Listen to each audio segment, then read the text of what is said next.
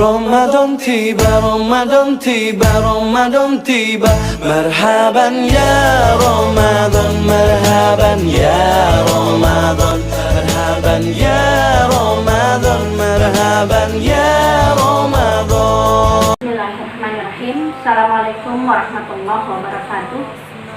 Alhamdulillah, rabbil alamin. Nasta'in wa ala umuri dunya waddin. Wassalatu wassalamu ala ashrofil anbiya'i wal mursalin. Alhamdulillahi rabbil alamin. Allahu ghayatuna wal ikhlasu mabda'una wal islahu sabiluna wal mahabbatu si'aruna. Tu'ahidullah ala sidqi wal ikhlas wal yakin wa talabi ridallahi fil amali baina ibadihi bil tawakkuli alaih. Bismillahi la haula wa la quwwata illa billah. Bismillahi Allahu akbar. Alhamdulillah, anak-anakku sekalian, kali ini kita bisa bertatapan walaupun via media sosial, dan kali ini dalam rangka pesantren Ramadan yang diselenggarakan oleh SMK Al-Intisam. Kali ini akan menyampaikan mengenai syariah, ya. Apa itu syariah? Syariah itu, ya. Jadi syariah adalah khitabus syari' yata'allaqu bi af'alil ibad. Syariah adalah seruan dari musyari atau seruan dari pembuat hukum syara yang berkaitan dengan perbuatan hamba, ya. Jadi bagaimana seseorang itu diatur oleh Allah dalam urusan, dalam berbagai urusannya, baik itu mengenai hablum minallah, hablum minannas maupun hablum minannafs, ya. Jadi di sini kita bicara mengenai syariah Islam, ya, atau syariah, ya, syariah. Nah, syariah ini dibagi dalam tiga, yaitu kita senantiasa berhubungan dengan Allah, yaitu hablum minallah, ya, hablum, ya, di sini hablum minallah.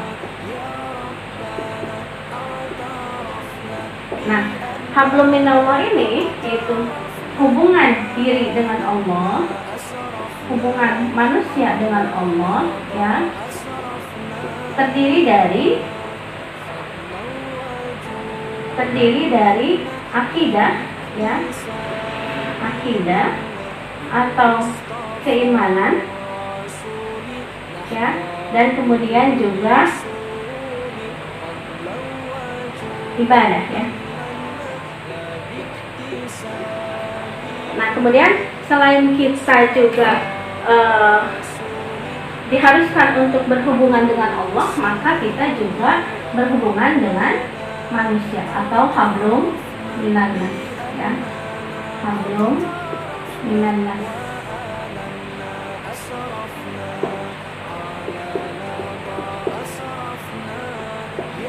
Ya. Nah, di sini hablum minannas ini yaitu diantaranya kita diatur oleh Allah dalam hal ekonomi di sini, ya, ekonomi atau nizamul iktisadi, ya, nizamul iktisadi, ya. Kemudian dalam hal pergaulan, ya, pergaulan. Kemudian juga dalam hal pendidikan,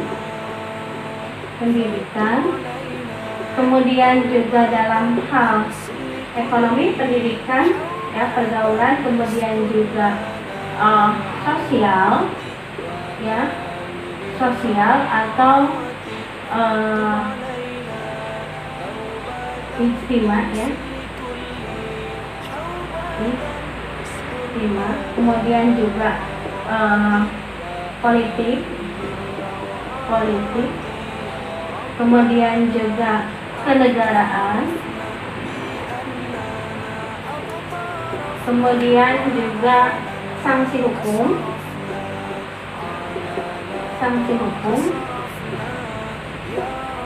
ya, dan lain sebagainya. Ya. Jadi dalam urusan hablum minanas ini banyak yang perlu kita pelajari dan ini harus diketahui oleh kaum muslimin semuanya. Kemudian di sini ada yang namanya hablum minanas, ya. Hablum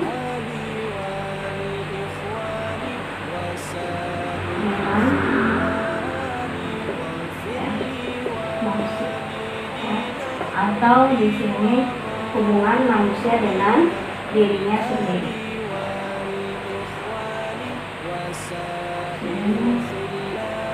Hubungan manusia dengan diri sendiri. Ya. Kemudian hablum minan nafsi ini diantaranya tentang malbusat atau pakaian, ya, pakaian atau malbusat, ya. Kemudian juga tentang mat'umat atau minuman, ya, mat'umat atau makanan, ya, makanan. Kemudian juga tentang akhlak.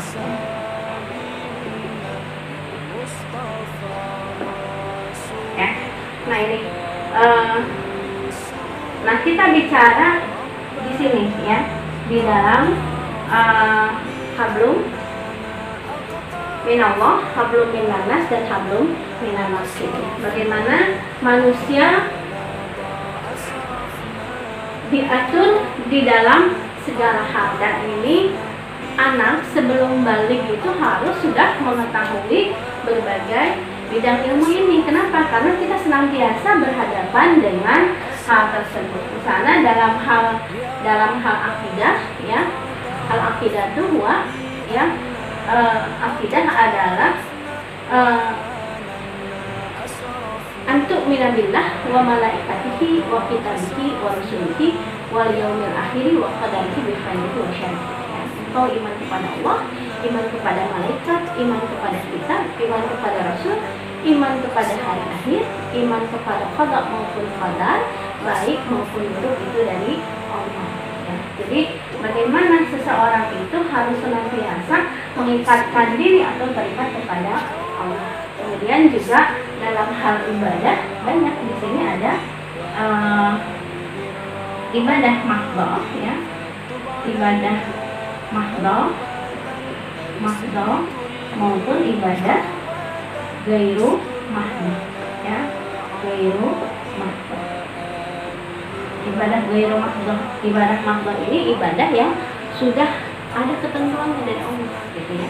Seperti halnya sholat itu kita diharuskan untuk misalnya sholat subuh itu 2 rakaat, gitu ya.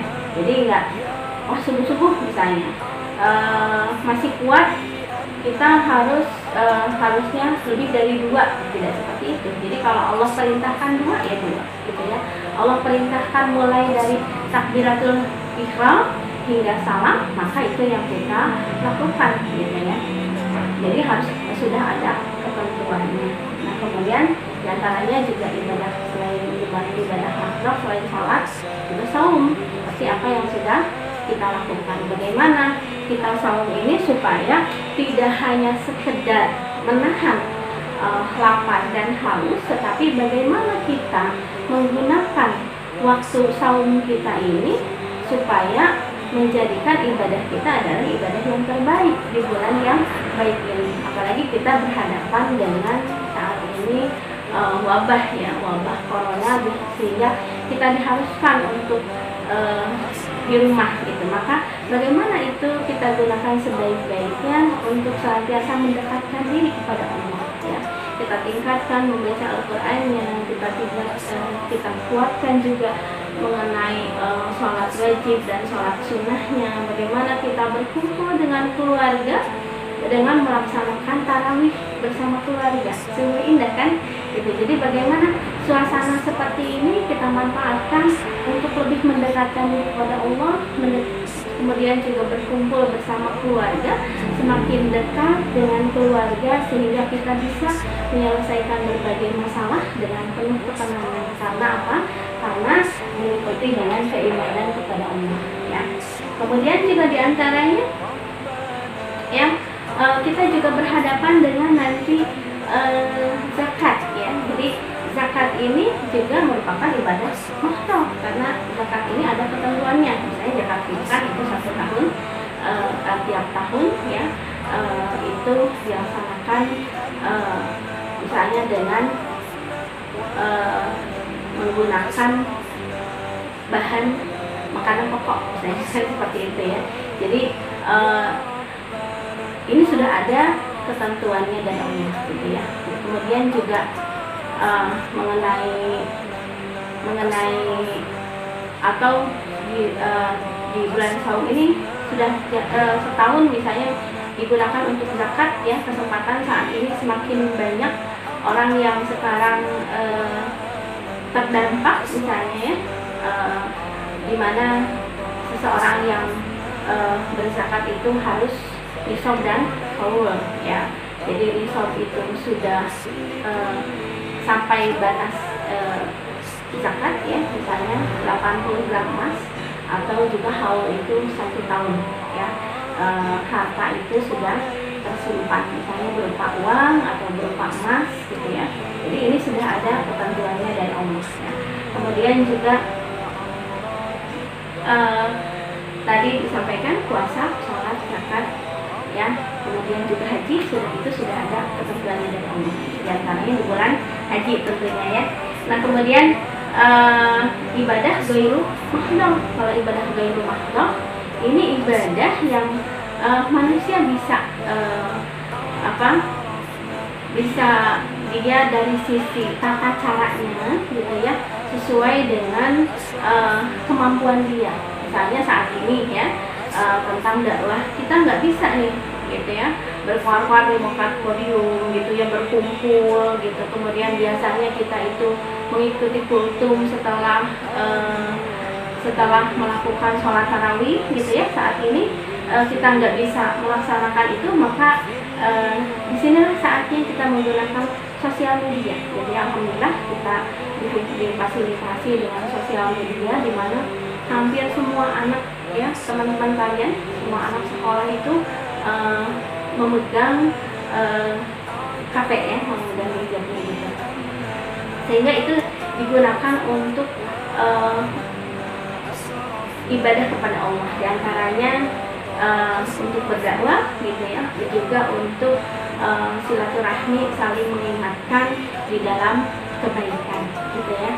Jadi bagaimana kita saling berlomba-lomba dalam kebaikan saat ini. Kemudian juga kita menggunakan waktu ini untuk ta'awun 'alal birri wa taqwa, untuk saling tolong-menolong di dalam kebaikan, ya, dan juga di dalam ketakwaan, gitu ya. Jadi ini diantaranya ibadah ghairu mahdoh, tadi diantaranya dakwah, gitu. Kita nggak bisa berhadapan langsung, tapi kita bisa melalui sosial media, gitu ya. Atau juga masih banyak ibadah ghairu mahdoh yang bisa antum semua lakukan, gitu ya, di dalam kondisi wabah seperti sekarang ini. Baik, ya. Nah, itu kemudian kita menuju kepada hablum minan nas, ya. Jadi bagaimana hubungan diri kita dengan manusia yang lainnya, di mana kita sebagai seorang muslim, kita sebagai makhluk individu dan juga makhluk sosial, gitu ya. Jadi kita nggak bisa misalnya mau ke surga sendirian, gitu ya, nggak bisa, gitu ya, karena kita ini makhluk sosial, gitu ya. Dan kita juga senantiasa dihadapkan pada ekonomi, misalnya seperti saat ini, ya. Saat ini banyak yang terkena wabah, gitu ya. Maka Islam juga mengatur ekonomi di dalam Islam atau nizamul Islam. Jadi bagaimana dalam berekonomi dalam Islam itu kita dilarang untuk melakukan riba, riba gitu ya. Dimana kita saat ini banyak yang terkena riba, sehingga orang yang terkena riba itu jalannya seperti orang yang mabuk gitu ya.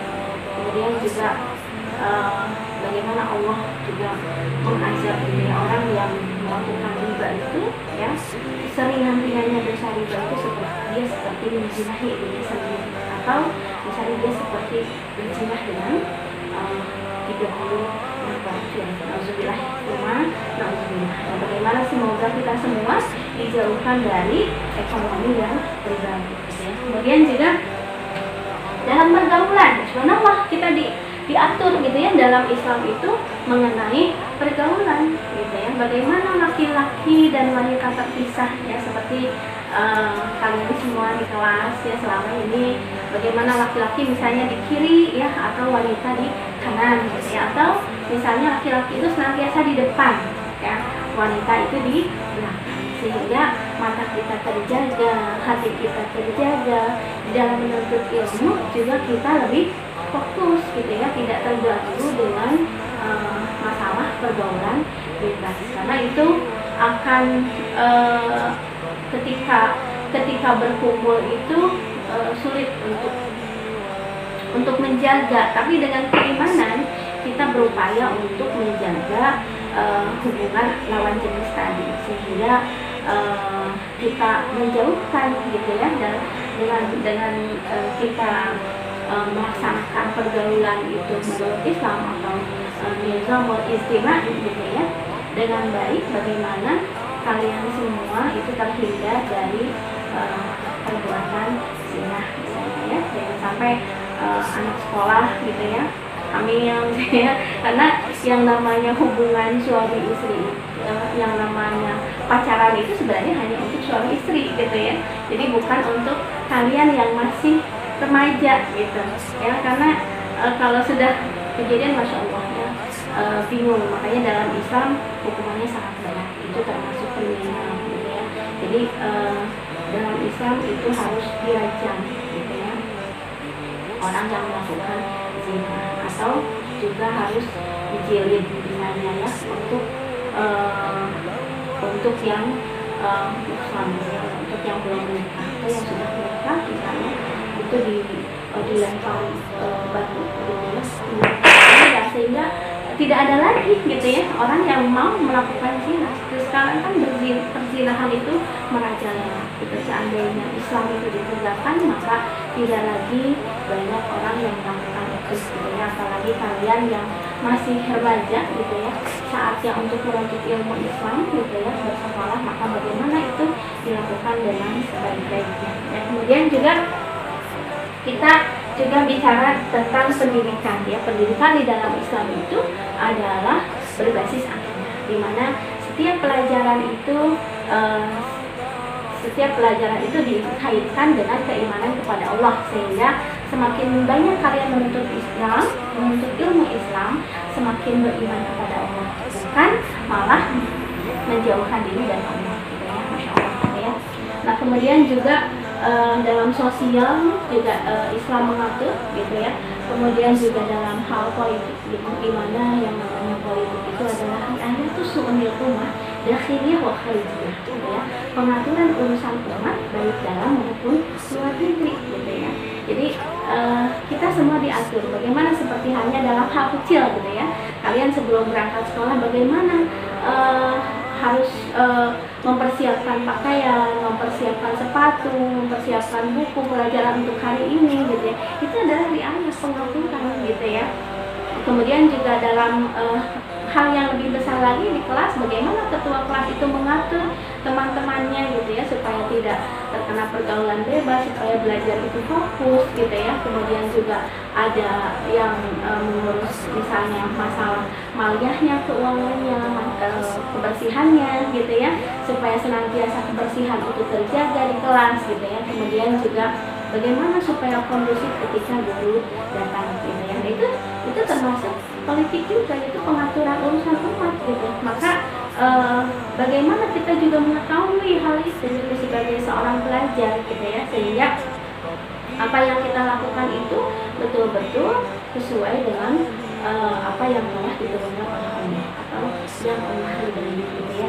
Kemudian juga kendaraan juga ya, bagaimana Rasulullah juga sebagai kepala negara mengatur gitu ya rakyatnya sehingga terselamatkan nyawanya ya, kemudian juga terjaga ekonominya, terjaga keimanannya gitu ya, seperti itu. Kemudian juga dalam Islam juga diatur mengenai sanksi hukum, di mana di dalam Islam itu ada hukum, kemudian ada sanksi hukum gitu ya, sehingga tidak banyak orang yang melanggar aturan tetapi sanksinya nggak ada gitu ya.